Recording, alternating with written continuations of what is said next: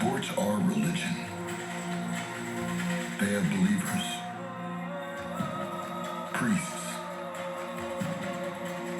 and gods. They have rituals, miracles, and sacrifices. Sports unite us. They are a calling. This is the religion of sports.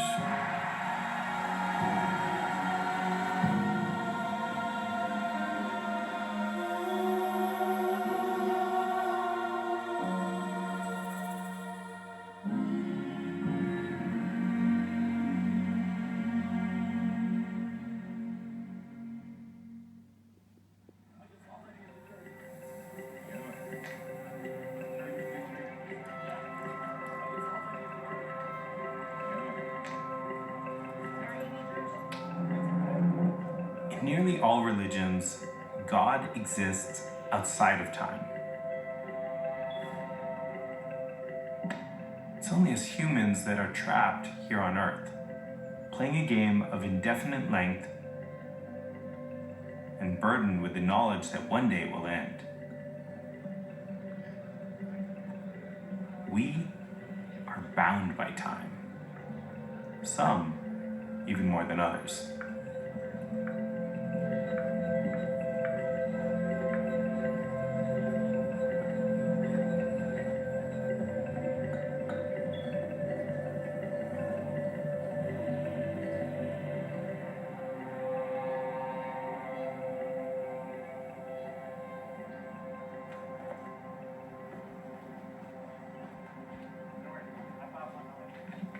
For those, I don't know if anybody doesn't know me, so I'm Elliot Smith and I run the program. So this is a prison. We have to comply with the rules. You may not accept anything from anybody, like a letter that they want you to mail for somebody. And more importantly, you can't give anything to anybody, no matter what. It is a felony. Either way, it's serious stuff. And the other thing that I have to tell you is that it is prison policy that they do not negotiate for hostages. They don't want me. They want some of the young If guys. necessary, we'll vote. Okay. So let me just pass this around. Everybody sign one and then we'll be good to go. Sure.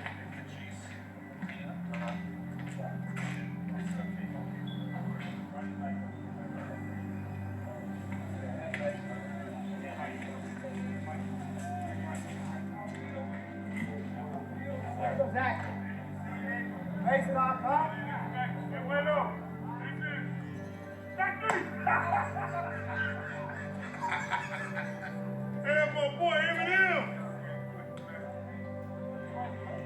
This is the only prison in the world that has a baseball program where teams from the outside come in to play.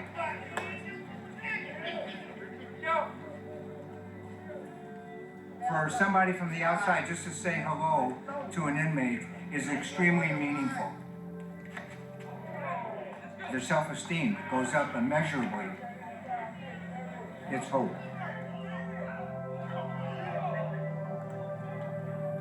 This right here, it's therapeutic. I come out here every day. San Quentin baseball in the prison world, like everybody knows about it.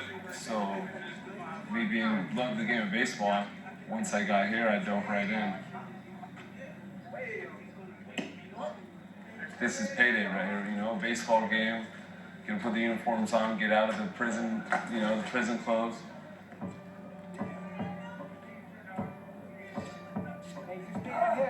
Here we go now, John. Hey, John, put it in play now, kid. Here we go. Come on now, Johnny.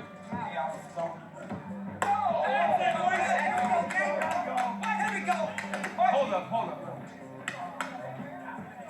I always played ball when I was younger, and I've been locked up for 28 years. So I kind of miss my chance at actually playing, you know, on a higher level. So I still get to get out and still play today, even at 47. It's a blessing and it's a joy, man, to be able to do that. Yeah, I feel free. This is when I'm prison is no longer here. The walls are down when we on this field. I'm in heaven right now. This is where I stay at, right? That's over.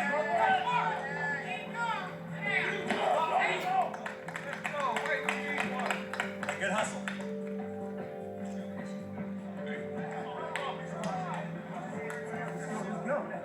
Till 8 o'clock when they say lock it up.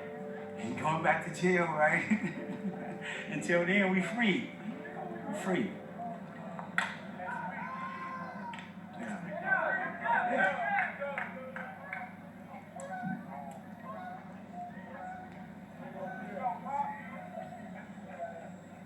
It was looking good in the beginning of the game, huh?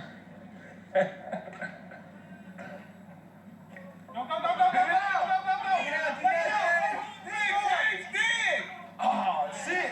Man, you can't pull up. Okay. You two ready to come in and close that down? Thank you. Good game. Good game. Nice pitching. Thank you. Good pitching. Good call. You got the field tomorrow.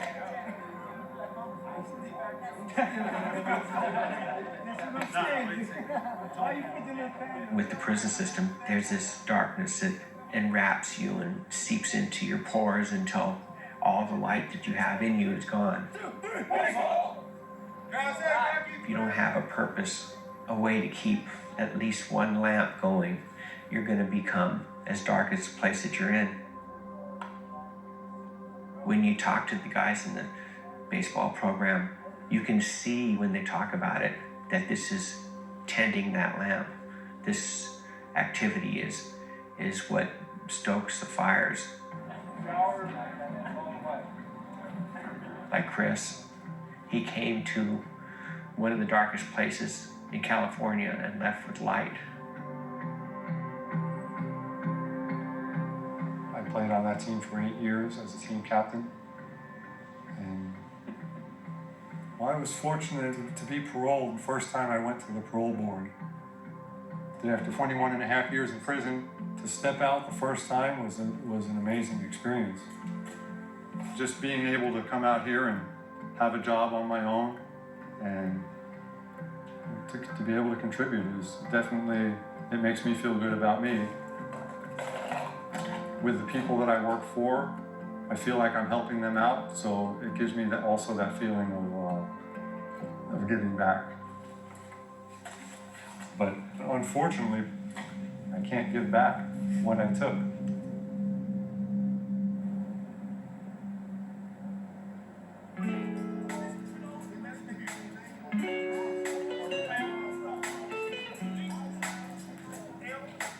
I didn't have the shirt on. Okay. So I gotta talk before you leave, man. See before you go, Elliot. As you can see, this is segregated. It's literally like the 70s. Everyone got their own area. What's up, brother, man? Right? That's a secret. I knew that guy since I was a baby. Now this is where us brothers be. So y'all can see this is the black area. Basketball court always has to be the black area, I guess, right? That's the old white guys. The old retired white guys right there, you know. Everyone trying to carve their little niche. That's why we say when we go to baseball diamond, it's liberating. It's a sense of freedom because you get away from all that. The more that we interact with each other, that's the way we keep problems down, right? Not staying separate. Sports allows us that avenue to become better, to deal with people from different places and different races, different areas.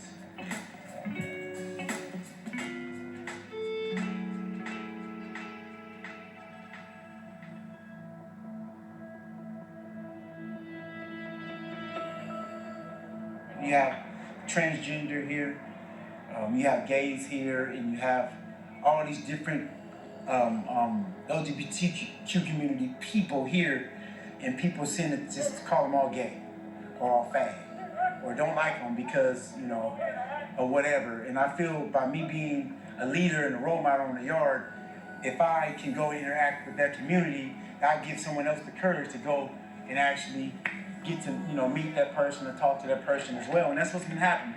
It's been less violence perpetrated against them, right? And I noticed the change. I never liked bullies.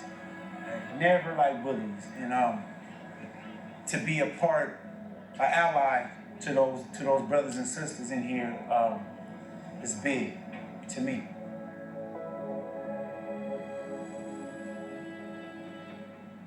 I made some bad choices, but those choices doesn't reflect who I am. They reflect something I've done. Bad choice that I made as a child, right? This place allowed me to grow up, though. It was a blessing to be able to come to the Shard. It's a blessing.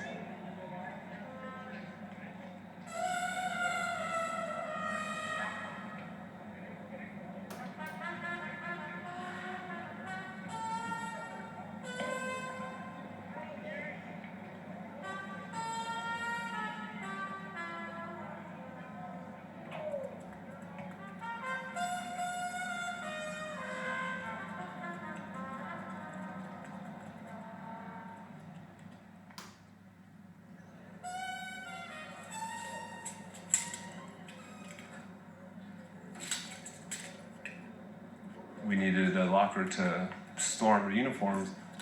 We found those cubicles, those cubbies, and so we just put it all together. I welded these up in here, and we could hang them, and actually like have a little mini closet, locker, whatever you want to call it. The way I look at it is, the better things look, the better things are ran, the better we play, the more enjoyable it is, So I try to take pride in everything we do, including the little things like this.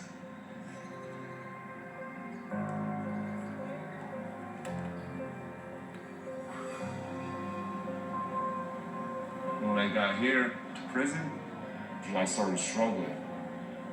There's a lot of drinking and drug using going on, and I gave in. I was drunk, got in a confrontation with another individual because there was an officer involved, and I hit him.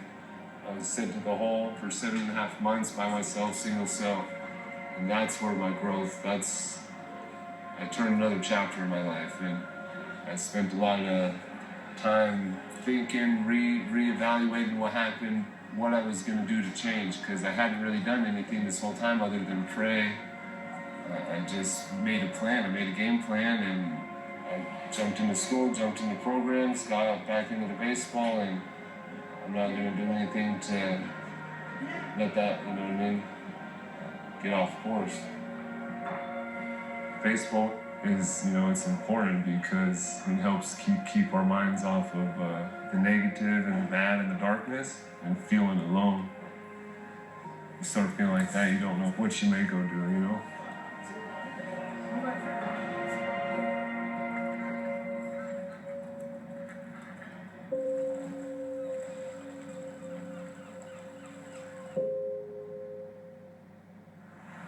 Hello. Have a good night. Thank you. I think we're going to have to park and just meet him in the terminal. Okay. I consider Tim and I very close. He's my brother, and in the family, we're the closest in age. He was a police chief of one of the towns on Martha's Vineyard for more than 30 years. He's been very, very supportive during my entire incarceration. I love my brother with all my heart.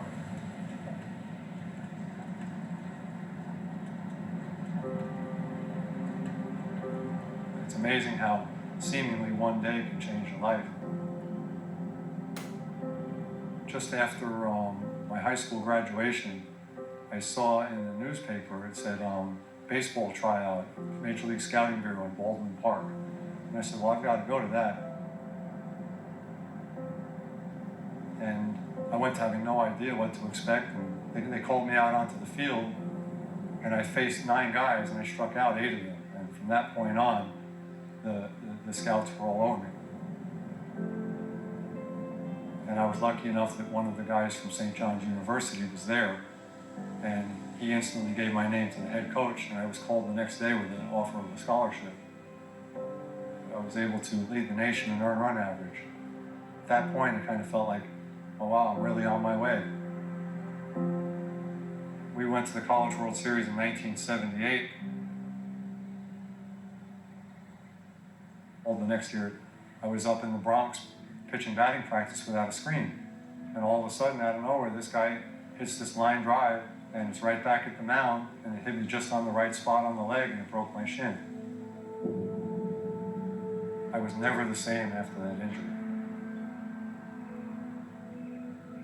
It felt like what was supposed to happen, which was me being a major league ball player, that never happened.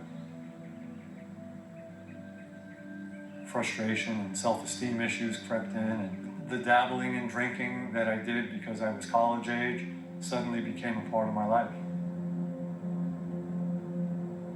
I was introduced to Sharon on a blind date, and it was great.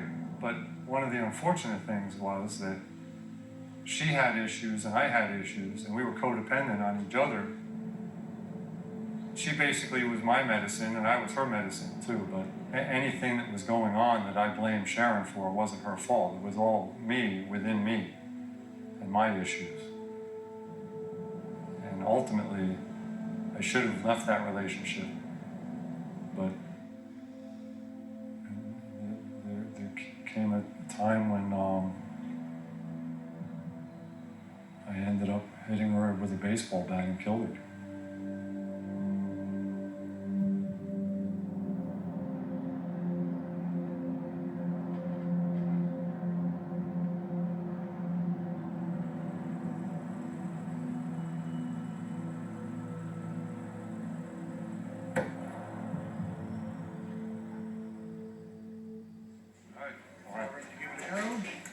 Sure, I think I'm going to just go with an original Digger dog.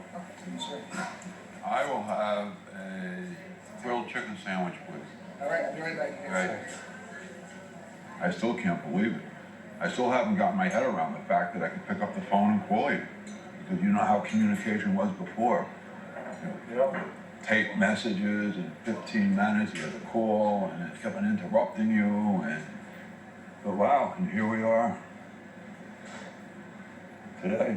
Yeah, well, that's one of the things that I came to a conclusion on early on. I mean, I not only devastated Sharon's family by committing that murder, but I always knew that you and Mom and Ann and John and Uncle Hank, and they were all in prison with me. It left a terrible scar on a lot of families. But it was unbelievable. That's what I put people through. That's a tough pill to swallow. You know, I understand you not being happy, but I've known you all your life, and I never saw you hurt a bug or anything else, and so it was so out of character that the buttons were pushed in the right sequence. You snapped, and you manned up to it. You accepted responsibility. You did the best you could to make the best of the time to help other people. And you know, and if you were a certified scumbag, people just walk away, and you know, that wasn't the case. Does this look familiar? Oh wow, the Yankee cap. Yeah, I got that in Yankee Stadium. Yeah, that's an old cap. That's from, I think, probably 77. I remember you asked me what I wanted when you were pitching in the Yankees, and I said I wanted a real baseball cap, and you went to the commissary and checked this out because it's size specific, and I want you to have it. I've had this. I've worn this in Boston with the Red Sox just to rise people's blood pressure. 77, you got that for me? 77. That's 40 years. It's been well worn. It's one of the few relics that I still have, but I want you to have it. Wow, thank you. That's a blast from the past. See, on Quentin team in their heyday, they were put up against, you know, an average National League team. Could have held their own. They wouldn't have stood a chance. But And I always felt that baseball team was way more than just going down there and being a diversion. And it was way more than a baseball game.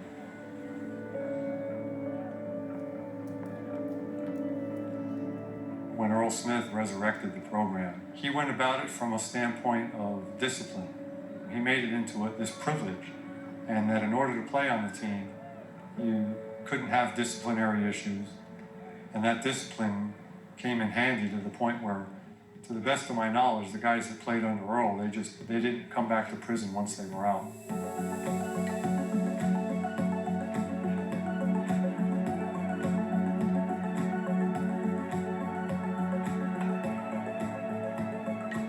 I was a Protestant chaplain at San Quentin Prison, and my job was to give a guy a sense of hope, a sense of life. Baseball does that, and that's what developing that program was about. The guys in prison, they're there because of failures. Baseball gives you the opportunity to be a success. You're in a big game, and you have a guy that's 0 for 10, he gets a hit. And when that happens, that transforms people. There's a light that comes on. And that's really what ministry is about, transformation. It gives you a sense of hope that you no longer have to be what others have considered you to be. Yeah! Baseball offers life. Christianity offers life. They're very similar, it's just different vehicles.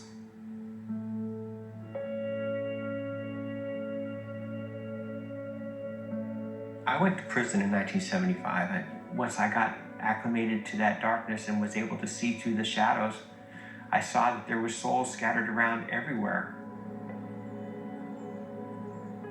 The place was a minefield of bodies of these broken lives. They were pleading. They were asking me to go on this journey with them and help fix things. In the Talmud, I read that it was believed that God created man to complete his creation, to finish what he had put here. If you're going to believe of any purpose that we have, it is to take what we have and make it better, and to make good out of whatever is bad. It's called Tikkun Olam. It means to repair the world. Our job is to find the shards of a broken vessel and retrieve them and bring them back, try and make things whole. That was a project that probably took every moment of my time for 41 years. Time itself is neither light nor dark, yet individual actions can cast shadows over the entirety of one's lifetime. It's important to remember, though, no matter the intensity of this darkness, the flicker of hope often offers light. See, we had all these all the way around here. All the way cut. Nice warning track. So those guys knew when they were coming close to the fence. My son Brandon, he played here. He said, "Dad, we need to make this look nice, So we took it on. We redid the mounds. He helped me string line all the base lines, everything. And he was just gung-ho, it was something he really wanted to do. And he set his mind to it, and we did it. So that was Brandon. That still is Brandon. Brandon, when he played baseball, he was a sophomore, and he was with the seniors. I mean, he was that good. He could have played college ball, no doubt. And who knows? The right situation, might have had a chance even at a higher level. But, we saw the direction starting to sway off path. Brandon is a strong-minded person, we did everything we could. Unfortunately, it didn't work. Mainly because he couldn't see it. thought he had the answers, and had it under control. And I don't know, it's kind of a hard thing to talk about, really. Yeah. So.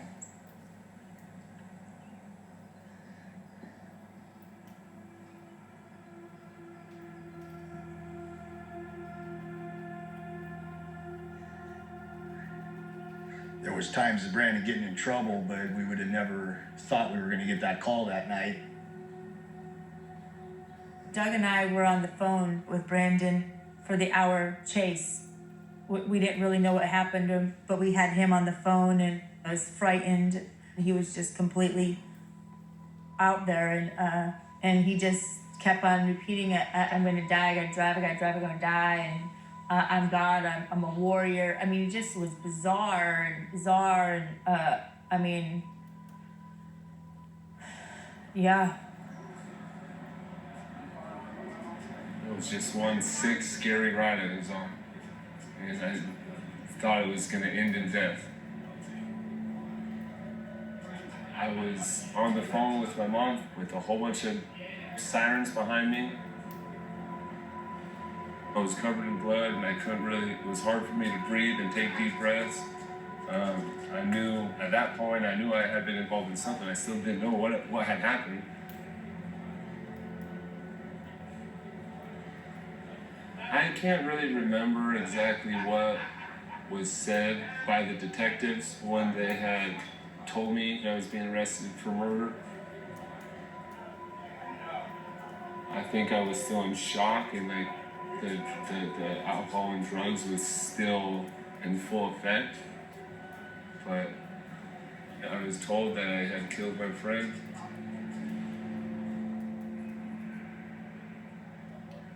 You know, they said that I had took the life of Ryan. I still didn't believe it. You know, the night everything had happened, you know, I have a little buzz going, and there were some girls that were with us. I asked, you know, I mean, they had some cocaine. Next thing you know, it was just a blur. Witnesses and evidence say that I had stabbed him. You know, like I was drunk, I was high, I was waving a knife around, saying things, you know, mumbling. They said that he had moved to grab the knife out of my hands, and then things just spiraled out of control, and you know, Ryan was gone. All right, see, that's applying the steps in the question. See, so if you're here today and you can say, well, I'm at step 12, but I don't really feel like I had a spiritual awakening, it could be because you haven't begun to apply the steps. Brandon, so step 11, you know, seeking that guidance and asking for help, you know, because we can't do it alone, and the having that spiritual relationship with our higher power is a big factor, you know. He will guide us, and for me it works. All right, so that's an example of applying step 11. You know, he made a mistake and he pays for that every single day, but that's over. It is part of his story, but it's not who Brandon is. He got the tops for manslaughter, and you know, Brandon had to do something. He had to pay his time. You know, it's his friend that, you know, he took his life, and Brandon, he has to live with that the rest of his life. And we've lost all these years. You know, he may not come home. You know, it's reality. You know, leaving there and not being able to help him, and you know, and then thinking of the family, you know.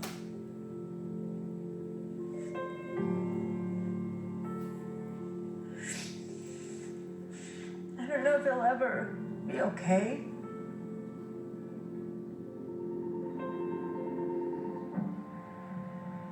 I took a deal for 11 years for manslaughter. But sometimes I don't know if I did it. I can't remember, so it's just hard to accept it, but whatever role I played a role in it, and that's why I'm here.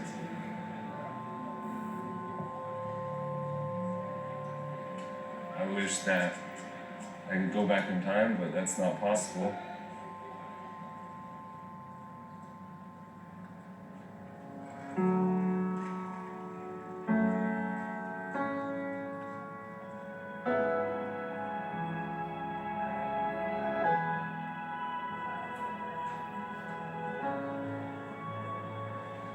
I can say I was a hothead back then as a kid. I got caught up in that feeling that I used to get. That anger and rage, that feeling that it's like an addiction, right? Wanting that feeling, because I always had it on the sports field. And I didn't cut it off when I left the sports field. I got a 15 life sentence for aiding and abetting. I went with an individual to go retrieve some tires that was taken from him, and about 5 people were shot that night. Innocent people were shot for no reason at all. And I was sentenced for aiding and abetting for actually being with this person that committed that crime. 15 to life, 28 years in. Well, for me, baseball is my way of healing. To be out there on that field, we didn't have that sense of community. That's why we violated that trust and we hurt those in our community, right? You want us to be out there on that field because it builds a sense of community. It breaks down all those barriers, prejudices, racism, anger, gangs, all that stuff is challenged on that field. Your criminality is challenged on that field. And I'm thankful to God for that. Without God, I don't know where I would be in this time. 28 years in prison. And no faith, and no hope. That's everything. I need to take that back to my community. I'm hearing that's lost. So I'm taking God back to my community and minister through that, through sport.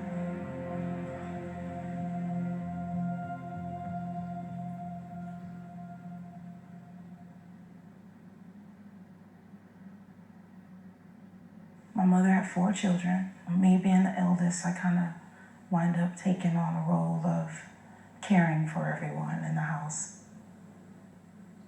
But when John came, that was my baby. He was always a very active child, so when he started doing sports, it was like the ball was an extension of him. And I just wish I would have had the opportunity to watch him grow and do this professionally, but that wasn't what happened. My husband joined the military and I had to leave, and I remember it's like an image burned in my brain when we were in the car and we were getting ready to drive off, and John was holding on to the door handle saying, "Don't leave me, don't leave me." He was going around to all the doors saying, "You can't go." And it haunts me sometimes because that was a really tender age. And when I left, he was lost.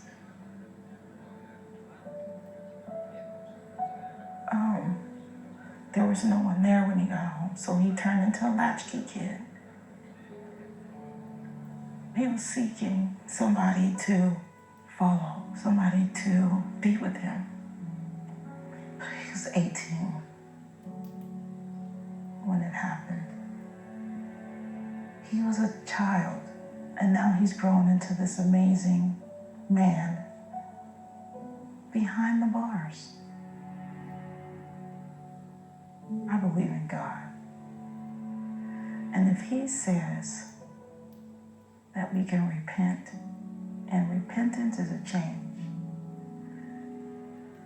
If he says that it can happen, it can.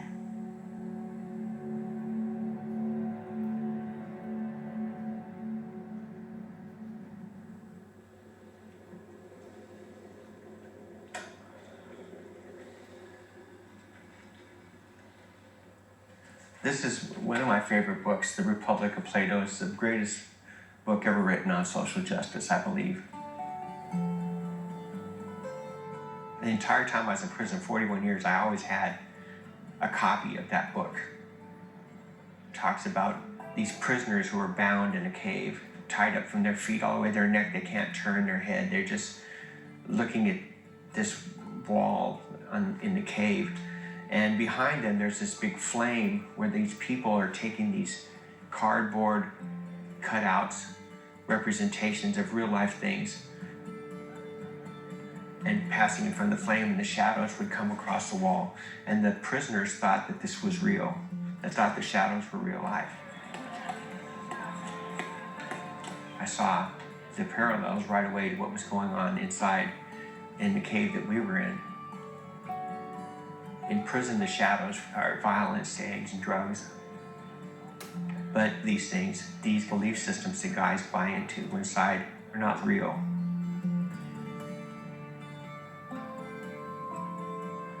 The sports teams actually try and bring people to the point where they understand that they're buying into a falsehood.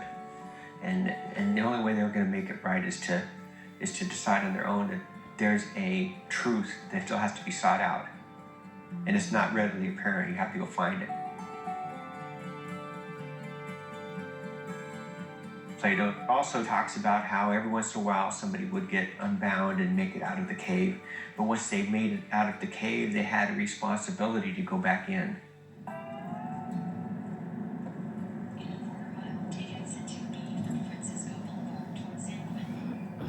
There's the prison. It looks so benign just sitting there. I think going back into San Quentin is a way of showing that me now being on the outside, that I still care about the guys on the team, that they have support, and to me it's a way of giving back.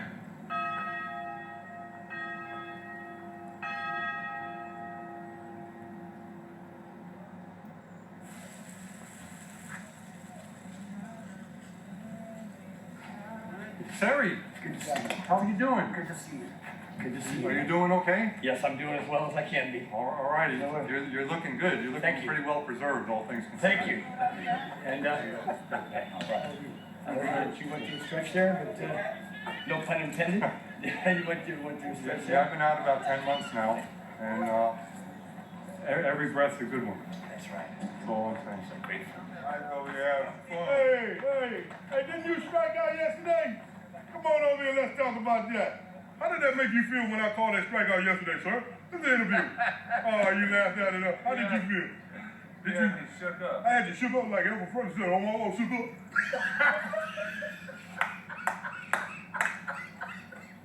Hey, You got me though, you got me.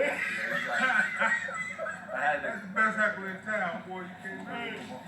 How you doing? Good to see you. Doing great, thank you. Yeah. It was fun. Yeah.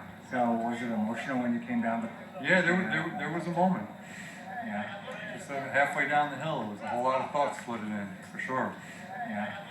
Some of my best years of my life were spent here, and I actually feel that I got a lot of opportunity to learn and grow, so I mean, Some of my it's best beneficial. baseball games were here also. So.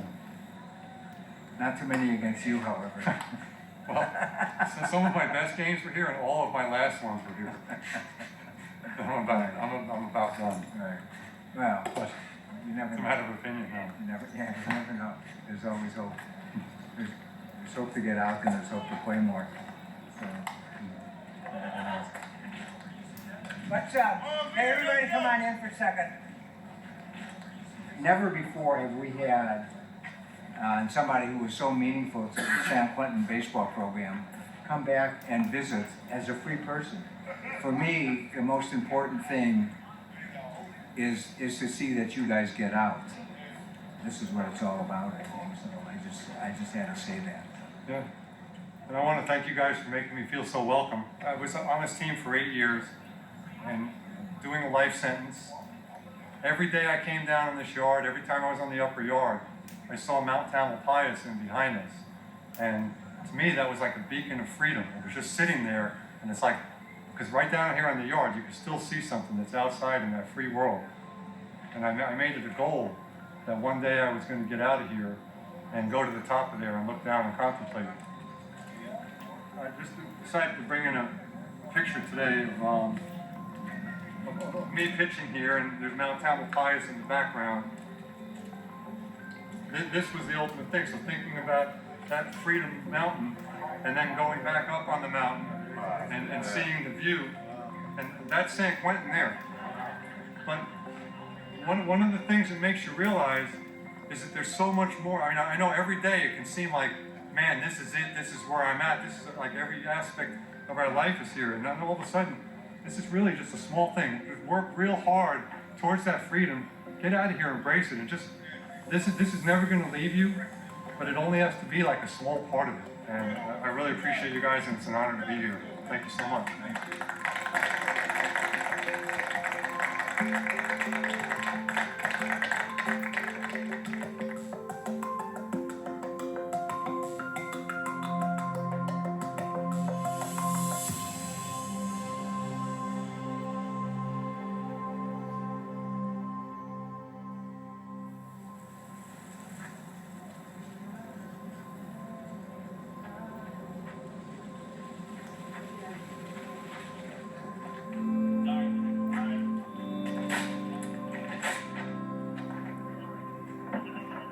You'll never see a birth certificate that has the word burglar as a name, murder as a name.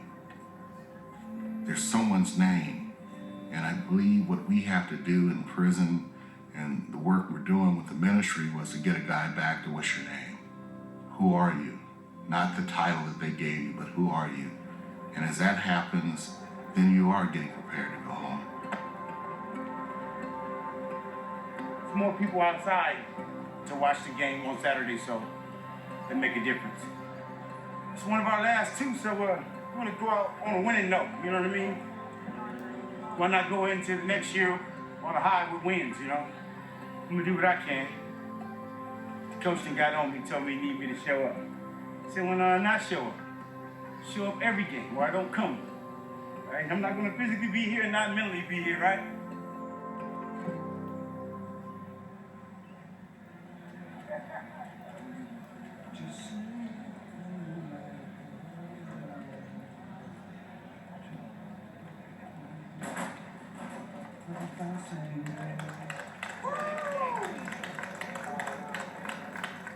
Take your hats off, y'all. We're doing the national anthem. I want you to start singing as soon as they start doing it. I want them to get that voice high up and you sing. I don't sing that shit. I don't sing shit like that. That ain't my anthem. That ain't my anthem. I don't sing that shit. Are you gonna do the Kaepernick and then get the kneel down? No, I do the John Windham. That's what I What's do. the Windham? That's me. Every day. Never change. Every day. It's the same. Big time.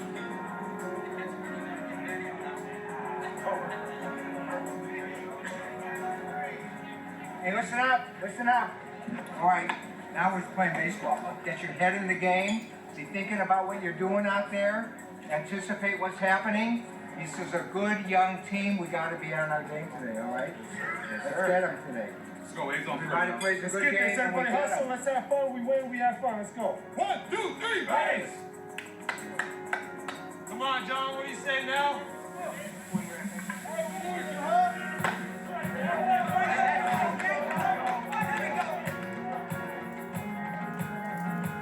Runners on first and third. We got a good team. See, them youngsters can really play. The dream coming up the back. And never get out left.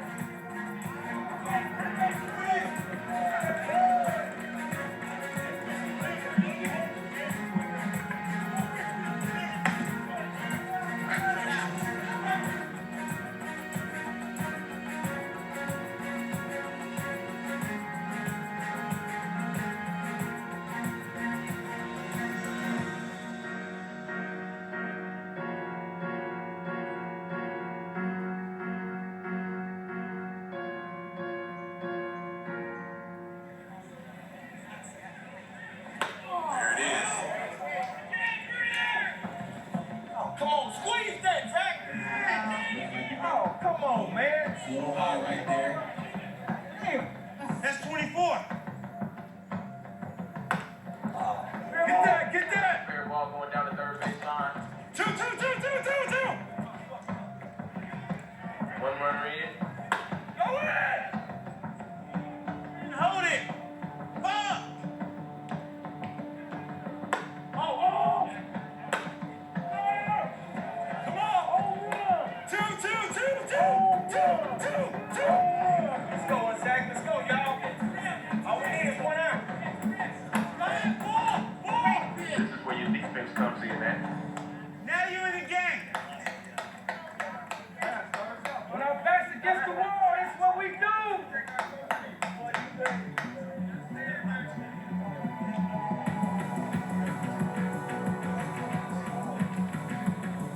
Oh yeah.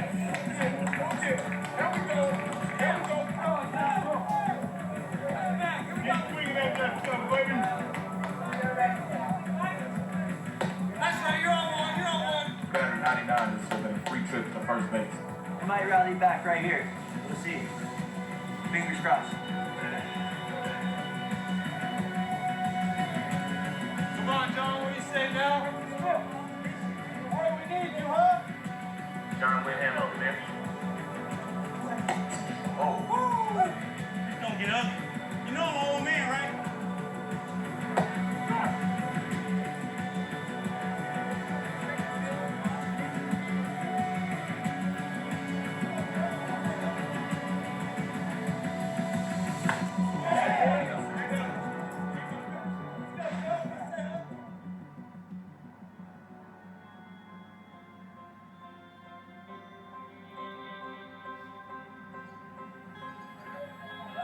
Hey, Brett, look at me. Hey, Brett, right here. Gonna strike out again? No. And you know you my boy, man. Hey, well, I crossed the plate. I want you to meet me right there. No, we can strike out. Good. My home is down.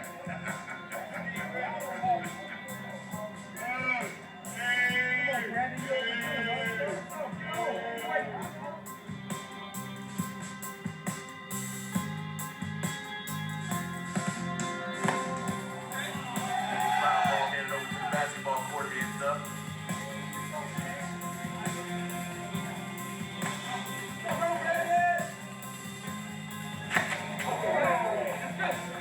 Make him bring it to you, Brandon. Wait for your pitch. Bruno's turning up the heat. Blue call, full count. 3 balls, 2 strikes. It's a money pitch coming up right here.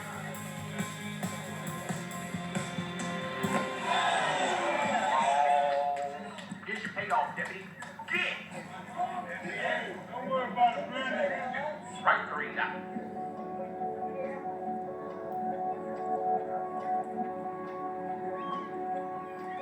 One single moment in time can alter the shape of every instance that follows. The question is, how does one escape the darkest moments? And who gets to decide when they are truly free?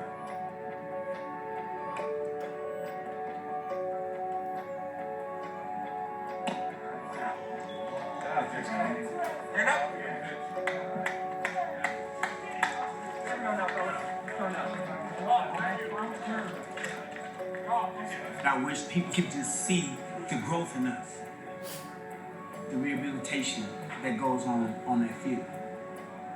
I know I'm ready. I know I'm ready to be out there in the world.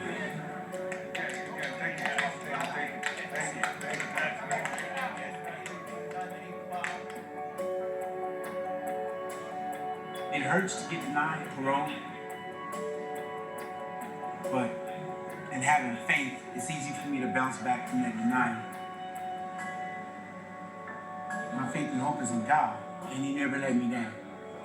Even though I've been here for 28 years, I've been blessed for 28 years. So I so look forward to being able to hold my mom, and tell her it's all right, My big sister too.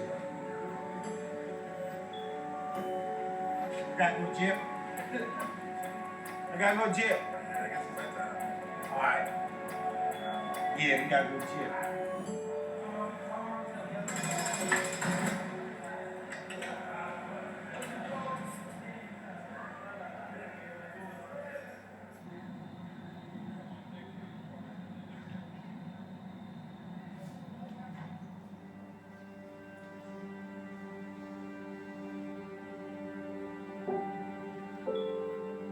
I'm not a murderer. I made a mistake, and I am a good person, and I'm okay with myself.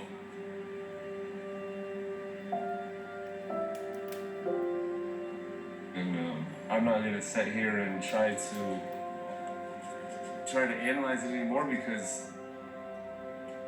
I processed it all, and I'm through I've processed it all. It's one of those things, like people in this situation, you can't live a decent life where you can if you're gonna just bash yourself for making mistakes. When I pray every night, I pray for Ryan's family. I pray for all the people that were affected. But I believe God's forgiven me for what I've done.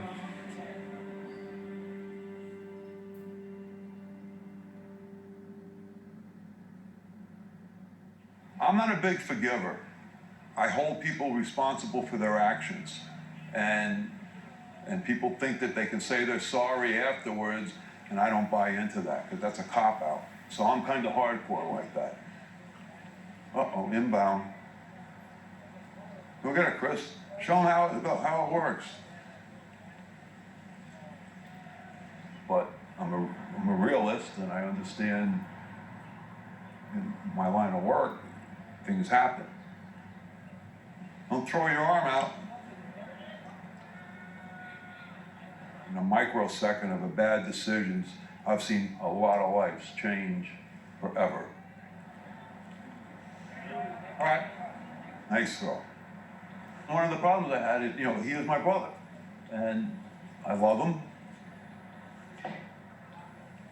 Point of the matter is, forgiveness is possible, but the clock does not go backwards.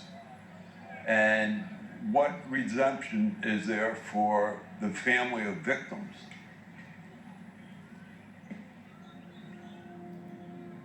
I hurt so many people. That's the toughest aspect to live with. The only escape from time is to be grounded in the present. You must not take for granted when you get to go out and take a walk like this. Yeah, I've come here a few times just to contemplate stuff. To exist in the here and now, no matter how fleeting it is. Not bound by the past, not imprisoned by the uncertainty of the future, but for a brief instance, to be free in this moment. I always had a sense of hope that I'd be out of prison, but being out of prison is one thing. I always had a hope for freedom. And freedom isn't necessarily on the outside of prison walls. When I was able to free up my insides, I was already free.